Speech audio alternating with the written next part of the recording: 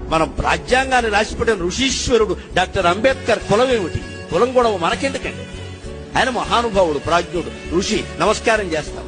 అసలు ఆ రాజ్యాంగాన్ని రచన చేయడం ఎవడి వల్ల అవుతుందమ్మా? అంబేద్కర్ దైవాంశ సంభూతుడు కాబట్టి రాశాడు. అక్కడ సామాన్యుడి వల్ల అయ్యే పని అది.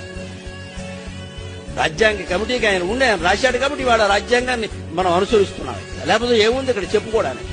అందరికీ ఇవాళ కులాలు అంటగట్టారు, మహానాయకులకు కూడా.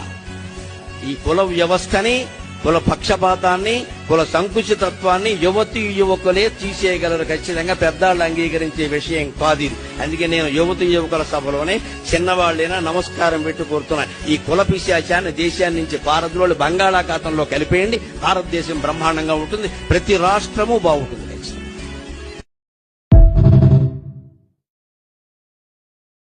మనం రాజ్యాంగాన్ని రాసిపెట్టిన ఋషీశ్వరుడు డాక్టర్ అంబేద్కర్ కులం ఏమిటి? కులం గొడవ మనకెందుకండి? ఆయన మహానుభావుడు, ప్రాజ్ఞుడు, ఋషి. నమస్కారం చేస్తాం. అసలు ఆ రాజ్యాంగాన్ని రచన చేయడం ఎవడి వల్ల అవుతుందమ్మా? అంబేద్కర్ దైవాంశ సంభూతుడు కాబట్టి రాశాడు. అక్కడ సామాన్యుడి వల్ల అయ్యే పని అది.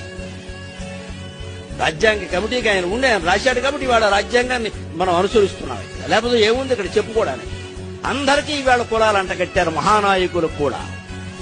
ఈ కుల వ్యవస్థని, కుల పక్షపాతాన్ని, కుల సంకుచితత్వాన్ని యువతీ యువకులే తీసేయగలరు ఖచ్చితంగా. పెద్దాళ్ళు అంగీకరించే విషయం కాదు ఇది. అందుకే నేను యువతీ యువకుల సభలోనే చిన్నవాళ్ళైనా నమస్కారం పెట్టి కోరుతున్నా. ఈ కుల పిశాచాన్ని దేశాన్ని నుంచి పారద్రోలి బంగాళాఖాతంలో కలిపేయండి. భారతదేశం బ్రహ్మాండంగా ఉంటుంది, ప్రతి రాష్ట్రము బాగుంటుంది.